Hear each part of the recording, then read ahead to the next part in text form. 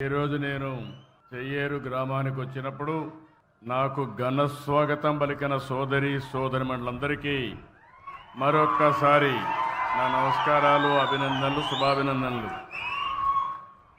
ఈరోజు మామూలుగా జరిగే పేదల సేవలో కార్యక్రమం ఒక రోజు ముందునే పెట్టుకున్నాం.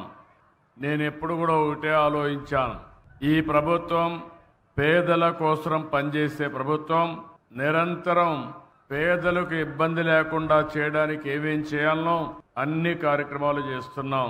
చరిత్రలో మొట్టమొదటిసారిగా మీరు చూస్తే ఇంత మునుపు ఉద్యోగస్తులకే జీతాలు వచ్చేటివి.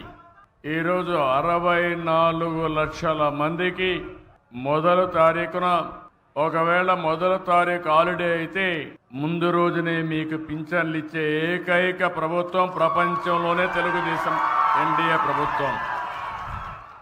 ఈ టైంలో మీరు చూసినప్పుడు 90% పెన్షన్లన్నీ కూడా డిస్ట్రిబ్యూషన్ అయిపోయినాయి. నేను టెక్నాలజీ పర్ఫెక్ట్గా ఉపయోగిస్తున్నా.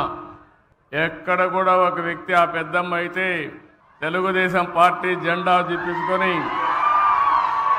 సంఘీభావాన్ని తెలియజేస్తా ఉందంటే అది వారికి ఈరోజు ఈ ప్రభుత్వంపై నుండే అభిమానం.